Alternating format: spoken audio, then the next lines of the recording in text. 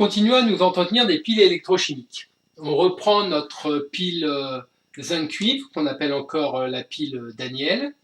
On a vu qu'on obtenait effectivement cette pile en séparant les réactifs, d'une part Ci2+, et d'autre part le métal Zn. Et pour assurer les conductions électriques, eh bien, on a utilisé une plaque de cuivre ici et une solution qui contient des Zn de plus. En fait, on a fabriqué de ce côté-ci ce qu'on appelle une demi-pile au cuivre ou encore une électrode de cuivre. Et ici, on a fabriqué ce qu'on appelle une demi-pile au zinc ou une électrode de zinc, qui correspond de fait ici au couple oxydoréducteur Zn de plus Zn et qui correspond ici au couple oxydoréducteur Ci de plus Cu. Pour fermer le circuit, on met un pont salin, interrupteur chimique, et on a utilisé un circuit électrique extérieur, ça pourrait être n'importe quoi, une lampe, ici une résistance. On obtient, comme on l'a vu, le pôle plus au niveau du cuivre et le pôle moins au niveau du zinc, et une tension UPN entre le pôle plus et le pôle moins comme ceci. Le courant sort de la cathode et il est donc comme ceci. D'un point de vue plus quantitatif, essayons de quantifier ce courant. Les électrons se déplacent comme ceci. Les électrons, ils sont fournis par le métal zinc qui est attaqué, qui se transforme en ion zinc et qui injecte de fait les électrons dans le circuit extérieur. Au niveau de la charge électrique qui est transférée, eh bien, essayons de la déterminer. La charge électrique qui est transférée, notez Q ici, correspond au nombre d'électrons qui sont mis en circulation, multiplié par la charge élémentaire. Je vais m'intéresser ici à la valeur absolue de cette charge.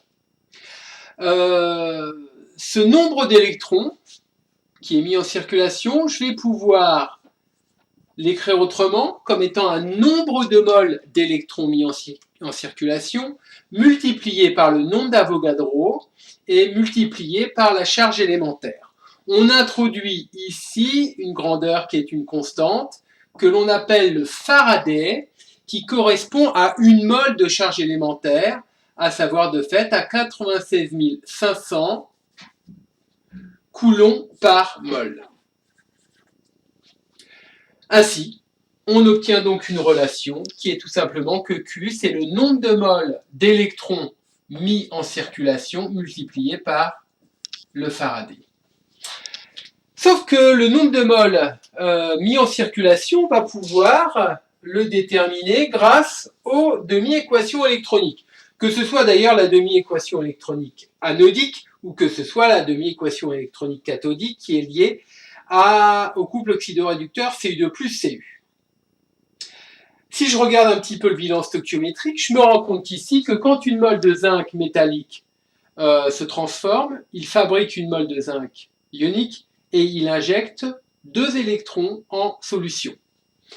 Ainsi, le nombre de moles d'électrons mis en circulation divisé par son nombre stoichiométrique correspond de fait au nombre de moles de Zn2+, apparu et réinjecté dans la solution, divisé par son coefficient stoichiométrique, qui correspond de fait au nombre de moles de métal zinc qui a réagi, donc qui a disparu, divisé par son nombre de moles, son nombre stoichiométrique. Même chose du point de vue du cuivre, on a Cu2+, qui accepte ces 2 électrons pour donner du cuivre. Ainsi, j'ai également ce rapport qui correspond au nombre de cuivre métallique qui est apparu, divisé par son nombre stoichiométrique, et qui correspond encore au nombre de Cu2+, qui a disparu, divisé par son nombre stoichiométrique. Ainsi, on peut par exemple relier la quantité de charge mise en circulation au nombre de moles qui ont réagi. Donc je vais par exemple prendre ici le zinc qui a disparu, on peut le faire avec les 3 autres, hein, fois le Faraday. Par exemple, si je pèse l'électrode à un moment donné, et qu'une minute plus tard, je me rends compte que l'électrode a perdu 1 gramme de sa masse, je peux donc en déterminer la quantité de matière de zinc qui a disparu. Donc je peux déterminer de fait la charge électrique qui a été mise en circulation. Et si cette opération a eu lieu pendant un temps donné, je vais pouvoir déterminer en fait le courant. Puisque j'ai I qui vaut Q sur delta T, ça va nous donner en l'occurrence 2 fois la quantité de matière qui a disparu divisé par la durée correspondante et multiplié par le Faraday. En fait, on peut même être un petit peu plus précis, puisque si j'ai notamment un courant qui n'est pas tout à fait constant, je sais en électricité que I, c'est dQ sur dt. Or, la quantité de matière qui a disparu, ça va correspondre de fait à l'avancement de la réaction.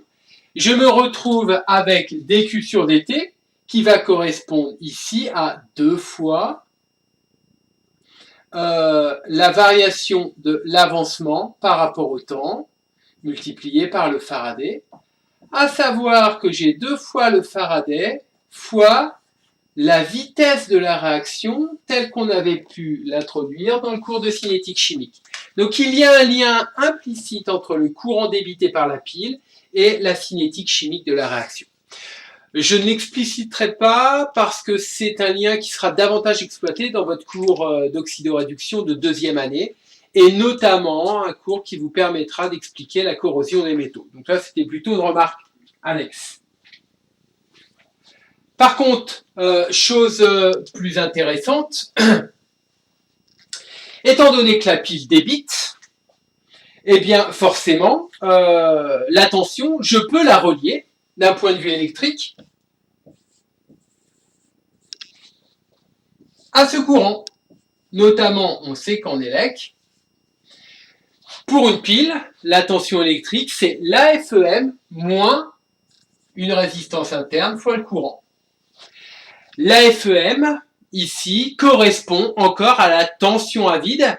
L'AFEM, on va voir qu'elle dépend effectivement des couples. À l'anode,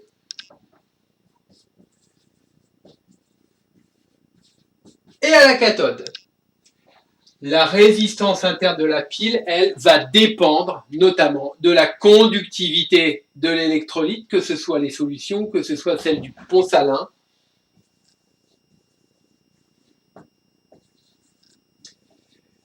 Dans le cas de la pile Daniel telle qu'elle est exposée ici, c'est très très mauvais, avec une résistance interne élevée, alors que dans les piles du commerce, c'est très concentré, les volumes sont réduits, donc de fait la mobilité des ions est particulièrement importante, ce qui fait que vous avez effectivement une résistance interne en réalité qui est très faible, ce qui n'est pas le cas dans la situation purement pédagogique qui est ici développée. Dernière petite chose en ce qui concerne les piles, je peux les associer en série, ces piles, et on sait que quand on les associe en série, on obtient de fait la somme des FEM notamment.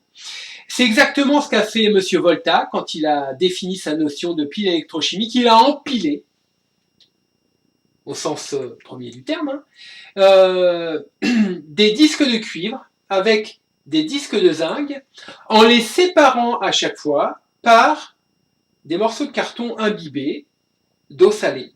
Ainsi, il a fabriqué tout simplement une pile Daniel.